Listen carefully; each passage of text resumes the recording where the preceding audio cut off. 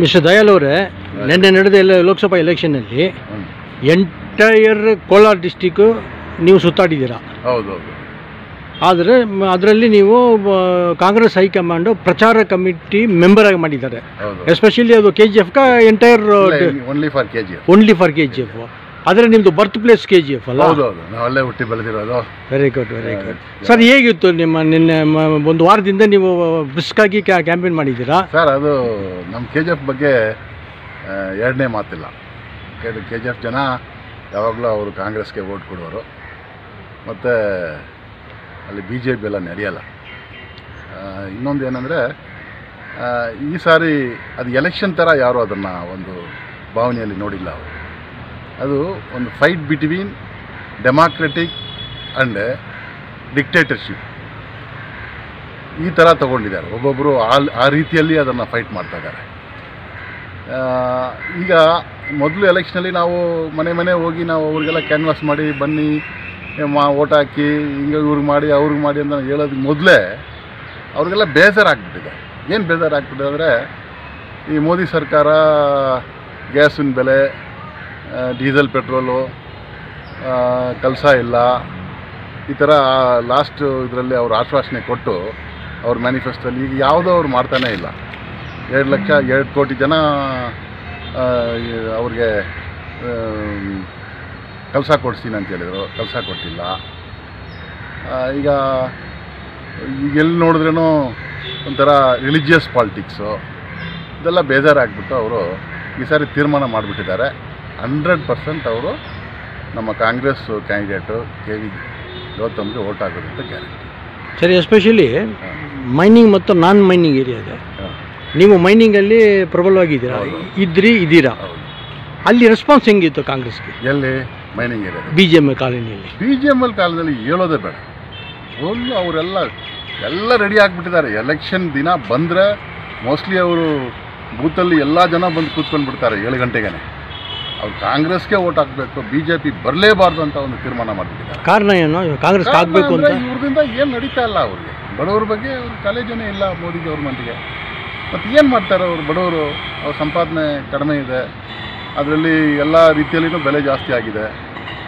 Congress government ಇರುವಾಗ ಅವರು ಅವ್ರಿಗೇನೋ ಸ್ವಲ್ಪ ಹೆಲ್ಪ್ ಆಗ್ತಾಯಿತ್ತು. ಈಗ ನಮ್ಮ ಸಿದ್ದರಾಮಯ್ಯ ಗೌರ್ಮೆಂಟಲ್ಲಿ ಅವ್ರಿಗೆ ಈಗ ಅವರು ನಮ್ಮದೆಲ್ಲ ಗ್ಯಾರಂಟಿಗಳಿದೆಯಲ್ಲ, ಅದರಿಂದ ಅವರು ಈಗ ಬದುಕ್ತಾ ಇದ್ದಾರೆ ಅಂತ ಹೇಳ್ಬೋದು. ಇವ್ರು ಮೋದಿ ಗೌರ್ಮೆಂಟ್ ಬಂದರೆ ಅವ್ರು ಏನು ಬರಲ್ಲ ಅಂತ ಗೊತ್ತಿದೆ ಅವ್ರಿಗೆ. ಅದಕ್ಕೆ ಮೋದಿ ಗೌರ್ಮೆಂಟ್ ಬೇಡ ಅಂತ, BJP ಬೇಡ ಅಂತೇಳಿ ಅವರು 100ಕ್ಕೆ 100 ಅವ್ರು ಕಾಂಗ್ರೆಸ್ ವೋಟ್ ಆಗಬೇಕು ಅಂತೇಳಿ ಒಂದು ಜೋಶಲ್ಲಿದ್ದಾರೆ. ಈ 5 ಪಾಯಿಂಟ್ ಇದು ಗ್ಯಾರಂಟಿ ಇದರಲ್ಲಿ ಇವಾಗ ಬದುಕ್ತಾ ಇದ್ದಾರೆ ಅಂತ ಹೇಳ್ತಾ ಇದ್ದೀರಾ. ಇದು ಮುಂಚೆ ಬದುಕಿಲ್ವ ಅವರು? ಇಲ್ಲ, ಬದುಕಿಲ್ಲ ಅಂದರೆ ಈಗ KGFಲ್ಲಿ ಒಂದು ಸಪೋರ್ಟಿಂಗ್ ಬೇಕಾಗುತ್ತಲ್ಲ. 2000 ಮೈನ್ಸ್ ಕ್ಲೋಸ್ ಆಯಿತು. ಕ್ಲೋಸ್ ಆದಮೇಲೆ ಅವ್ರಿಗೆ ಏನು what is the source of income? Source of income ಇಲ್ವಲ್ಲ. ಈಗ ಇದೊಂದು ಸಪೋರ್ಟಿಂಗ್ ಬದುಕ್ತಾ ಇರೋದು ನಿಜಾನೇ, ಬಟ್ ಸಪೋರ್ಟ್ ಆಗುತ್ತಲ್ಲ, ಫ್ಯಾಮಿಲಿಗೆ ಸಪೋರ್ಟ್ ಆಗುತ್ತಲ್ಲ. ಒಂದು 1000-2000 ರೂಪೀಸ್ ಅದು ಹೆಚ್ಚು ಅಲ್ಲ ಅವ್ರಿಗೆ.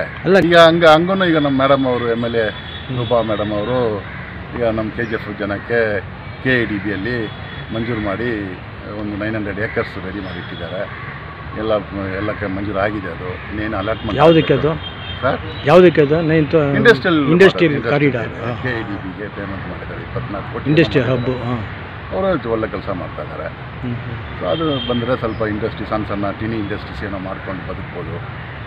ಏರಿಯಾ ಇಂಪ್ರೂವ್ ಆಗುತ್ತೆ, ಟ್ರಾನ್ಸ್ಪೋರ್ಟೇಷನ್ ಇಂಪ್ರೂವ್ ಆಗುತ್ತೆ, ಅಕ್ಕಪಕ್ಕ ಇರೋ ಜಾಗದೆಲ್ಲ ಸ್ವಲ್ಪ ವ್ಯಾಲ್ಯೂ ಬರುತ್ತೆ, ಬಿಸ್ನೆಸ್ ಇಂಪ್ರೂವ್ ಆಗುತ್ತೆ. ಇದು ಒಂದು ರೀತಿಯಲ್ಲಿ ಒಳ್ಳೆ ಕೆಲಸ ಮಾಡಿ. KGF ಬಿಟ್ಟು ಓವರ್ ಆಲ್ ಡಿಸ್ಟಿಕಲ್ಲಿ ಹೇಗಿದೆ? ಚೆನ್ನಾಗಿದೆ ಸರ್. ಬಂಗಾರಪೇಟೆ, ಶ್ರೀನಿವಾಸಪುರ, ಮುಳಬಾಗಿಲು, ಬಂಗಾರಪೇಟೆ, ಶ್ರೀನಿವಾಸಪುರ, ಮಾಲೂರು, ಯಾಕಂದರೆ ಎಲ್ಲ ಕಡೆಯೂ ಸುತ್ತಿದ್ದೀರಾ. ಶ್ರೀನಿವಾಸಪುರ, ಚಿಂತಾಮಣಿ ಎಲ್ಲ ಕಡೆ ಚೆನ್ನಾಗಿದೆ. ಅದರಲ್ಲಿ ಏನು ಡೌಟೇ ಇಲ್ಲ. 100% ಗೆಲ್ತಾರೆ. ಗೆಲ್ಲೋದು ಗ್ಯಾರಂಟಿ. ಈಗ ಲೀಡರ್ಸೇ ಪ್ರೇಮ್ಚಂದ್ ಮಗ ಇದ್ದಾರೆ, ರಮೇಶ್ ಜೈನು, ಅವರು ದುಡಿತಾ ಇದ್ದಾರೆ. ನಮ್ಮ ಗಲ್ಲಲ್ ಮುನ್ಸ್ವಾಮಿ ಮುನ್ಸಿಪಲ್ ಪ್ರೆಸಿಡೆಂಟು, ಮಾರ್ಕೆಟ್ ಏರಿಯಾದಲ್ಲಿ ಪುಣ್ಯಮೂರ್ತಿ, ಮೋಹನ್ ರಾಜು, ನಮ್ಮ Karti general secretary, KBC general secretary, ಅವರೆಲ್ಲ ಹಗಲು ರಾತ್ರಿ ದುಡಿತಾ ಇದ್ದಾರೆ. ಸೊ ಅದರಿಂದ ಯಾವ ರೀತಿಯಲ್ಲಿನೂ ನಮಗೆ ಸೋಲಂತೂ KGFಲ್ಲಿ ಇಲ್ಲ. MLA ಜೊತೆಗೆಲ್ಲ ಕೈ ಸೇರಿಸ್ಕೊಂಡು ಎಲ್ಲ ಮಾಡ್ತಾ ಇದ್ದಾರೆ, ಜೋಡಿಸ್ಕೊಂಡು ಮಾಡ್ತಾ ಇದ್ದಾರೆ. ಅದರಲ್ಲಿ ಏನು ಈಗ ಕರ್ನಾಟಕದಲ್ಲಿ ಎಷ್ಟು ಸೀಟ್ ಬರ್ಬೋದು ಅಂತ ನಿಮಗೆ ನಿರೀಕ್ಷೆ ಇದೆ? 100% ಒಂದು 15 ಸೀಟ್ ಅಂತ ಗ್ಯಾರಂಟಿ ಸರ್ ನಮ್ಮದು. 15 ಸೀಟು ಬರ್ಬೋದು ಅಂತ. ಬರ್ಬೋದು. ಸೆಂಟ್ರಲಲ್ಲಿ ಹೇಗಿರುತ್ತೆ? ಸೆಂಟ್ರಲಲ್ಲಿ ನೋಡಿ ಸರ್, ಇದರಲ್ಲಿ ಅದು ದೊಡ್ಡ ಡಿಬೇಟು, ಬಟ್ ಶಾರ್ಟಾಗಿ ನಿಮ್ಗೆ ಹೇಳ್ತೀನಿ. ಈಗ ಅವ್ರದ್ದು 303 ಸೀಟ್ ಇದೆ, 303 MPs ಇದೆ, ಹೌದು ತಾನೆ? ಈಗ ಅವ್ರು 400 ನಾವು ಬರ್ತೀವಿ ಅಂತ ಹೇಳಿದ್ವಿ. ಈಗ 400 ಬರ್ತೀವಿ ಅಂತ ಎಲ್ಲರೂ ಈಗ ಪ್ರಚಾರ ಮಾಡ್ತಾ ಇದ್ದಾರಾ? ಇಲ್ಲ. 100% ಅವರು ಮೆಜಾರಿಟಿ ಬರಲ್ಲ. 272 ಇಸ್ ದ ಮೆಜಾರಿಟಿ. ಮೆಜಾರಿಟಿಗೆ ಬರೋದಕ್ಕೆ ಸಾಧ್ಯನೇ ಇಲ್ಲ. ಹೇಗೆ ಅಂತ ನೀವು ಕೇಳ್ಬೋದು ನಮ್ಮನ್ನು. ನೋಡಿ ಸರ್, ಈಗ UP, ಗುಜರಾತ್, ಬಿಹಾರ್, ಮಧ್ಯಪ್ರದೇಶ್ ಇಲ್ಲೆಲ್ಲ ಅವ್ರಿಗೆ ಓಟ್ ಬರಲ್ಲ. ನಾವು ಕನಿಷ್ಠ ಅಲ್ಲಿ ಒಂದು 50 ಸೀಟಾದ್ರು ತಗೊಳ್ತೀವಿ, 50 ಸೀಟ್ ತಗೊಳ್ತೀವಿ. ಕರ್ನಾಟಕದಲ್ಲಿ ಒಂದು 15, 65 ಆಯಿತು. 303 - 65 ಎಷ್ಟಾಯಿತು? ಮೆಜಾರಿಟಿಗಿಂತ ಡೌನ್ ಬರ್ತಾರೆ.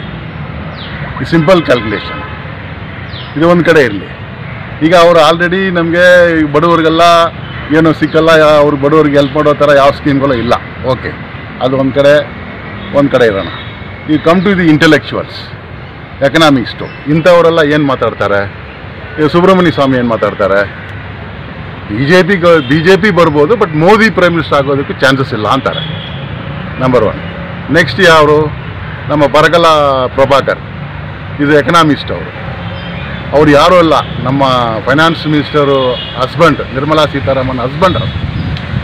ಅವರು is communication advisor for Andhra government in 2014 to 2018.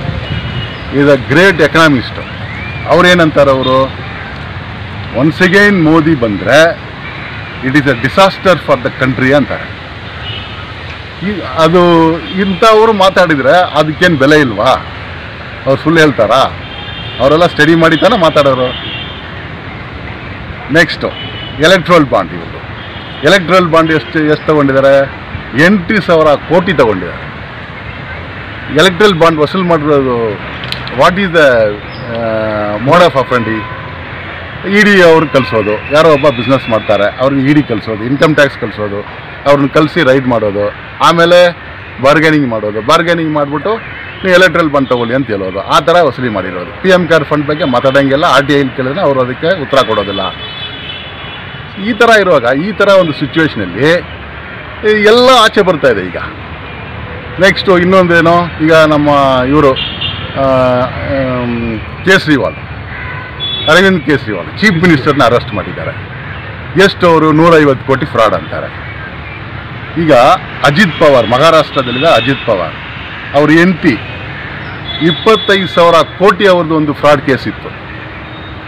3 ದಿವಸನೂ ಆಗಿಲ್ಲ, ಅವ್ರಿಗೆ ಕ್ಲಿಯರೆನ್ಸ್ ಬಂದಿದೆ ಕೋರ್ಟಿಂದ. 25,000 crores, 135 ಕೋಟಿ. Still they are not proved the fact. Still is under the custody. ಇದೆಲ್ಲ ಜನ ನೋಡಲ್ವಾ ಸರ್? ಡೆಲ್ಲಿಯಲ್ಲಿ ಅವ್ರಿಗೆ ಬೆಂಬಲ ಇದೆ, ಪಂಜಾಬಲ್ಲಿ ಬೆಂಬಲ ಇದೆ. ಈ ಥರ ಯಾರಾದರೂ ಎಲೆಕ್ಷನ್ ಟೈಮಲ್ಲಿ ಅರೆಸ್ಟ್ ಮಾಡಿ ಒಳಗಡೆ ಹಾಕ್ತಾರಾ? ನಿಮ್ಮ ಮೇಲೆ ಚಾರ್ಜಸ್ ಇದೆ ಅಂತೇಳಿ. This are all adverse for Modi government.